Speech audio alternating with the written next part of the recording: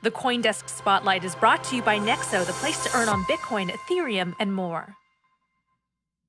Polygon's MATIC token jumping after crypto exchange traded product issuer 21 Shares announced it's listing a product linked to the cryptocurrency's performance on Euronext exchanges in Paris as well as Amsterdam. Joining us now is Dean Thomas, Global Head of Institutional Capital at Polygon. Hello there, Dean. So a lot of movement. Bitwise Management also launched the Bitwise Polygon MATIC Fund in October. A group of venture capital investors are in talks to back Polygon with an investment of $50 million to $150 million, according to TechCrunch. Can you confirm? I can neither confirm nor deny, although the two vehicles that you mentioned, we did launch. I think when I joined the team, I gave Sandeep and the senior leadership team a very simple thesis, which is at the time, the whole cryptocurrency market was around $2 trillion. And that was less than maybe 50 basis points of global asset value. And so the question I asked was, what does the space look like when that 50 basis points becomes 1%, 2%, 5%, eventually maybe 20%?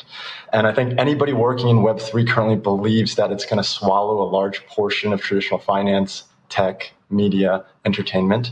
And so what type of vehicles and what type of conduits will that tsunami of capital flow into our space? And so instead of sitting back and waiting for them to figure out what tokens are, self-custody is, figuring out all these things, I was like, why don't we be proactive? Why don't we go create these vehicles for them so that they don't need to go back to the LPs, convince them to, change the whole mandate, change new funds, everything. Why don't we create equity-like vehicles that allow them to press a buy button on a simple stock exchange brokerage account and have access to the MATIC theme, right, or the Polygon theme with the MATIC token.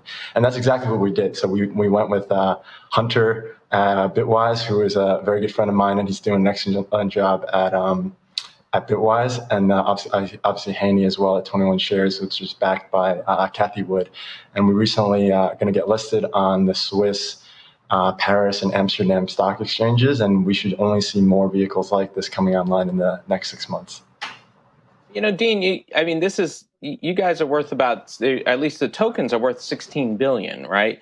So I guess stepping back, it's like, why would you give up controlling any amount of control whatsoever, any amount of equity, when you could just sell a few tokens here and finance whatever it is you need to get done?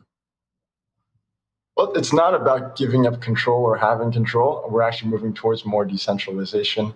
We're not selling any equity.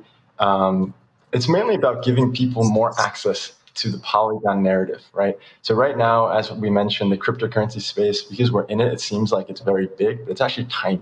So right now, we're less than $3 trillion in market cap overall, right? The entire cryptocurrency spot market. Compare that to a typical asset manager, like a real traditional TradFi asset manager, like a BlackRock.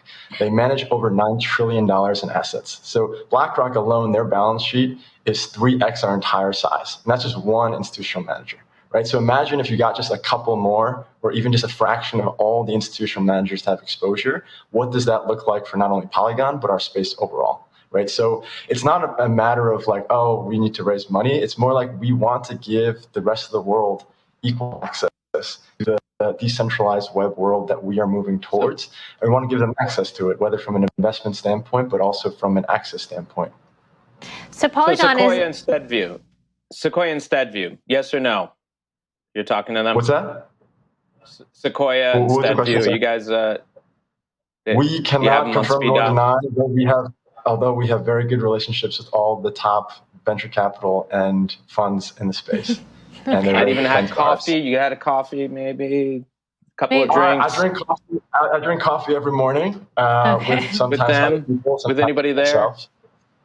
All right. So Polygon is a layer 2 solution on Ethereum to avoid slow and expensive transactions that have been befalling Ethereum lately. But if it grows to the transaction demand and network size of Ethereum, could Polygon run into the same problems as Ethereum?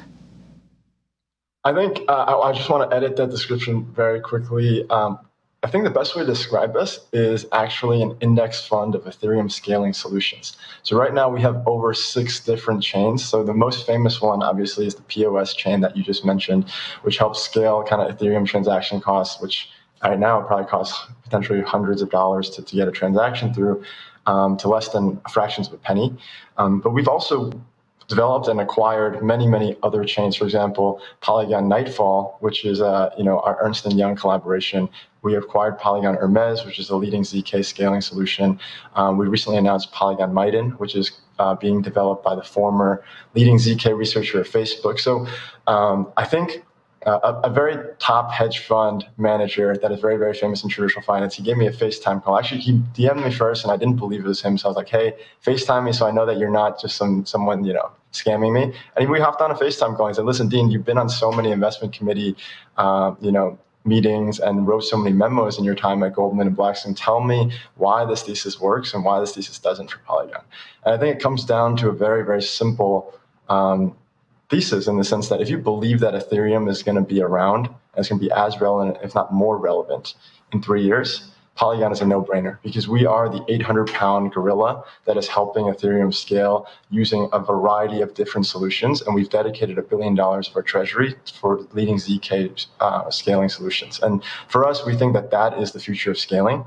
And so anything that helps Ethereum out is going to be good for us as well. And so there's so much capital infrastructure and time spent building out the EVM and Solidity kind of environments that Ethereum grew up around. And I think it's not going to disappear overnight. It's not something that can just be easily replaced. And from a security standpoint, we've had, at this point, hundreds of billions of dollars flow across our Ethereum and Polygon bridge. And to this day, I'm proud to say that we have not lost a single dollar, right? So you see a lot of other chains go down from... Yeah. You keep trying to figure out who these people are. I mean, does his name rhyme with Shmei Shmalio, for instance, or like? Yeah, they're very awesome people, and they're all good friends personally of mine. I cannot comment whether they're investing or not investing, but I think the key thing here to notice is that these very intelligent people from the world that I come from, which is like the traditional Goldman Blackstone world, are now realizing that this is not just a fad. This is not just some joke asset class. This is an asset class where there's real technology being built, there's real future, and there's real, returns for somebody looking for returns, real innovation for people looking for innovation, and it's going to eventually eat a large portion of the traditional finance and tech worlds.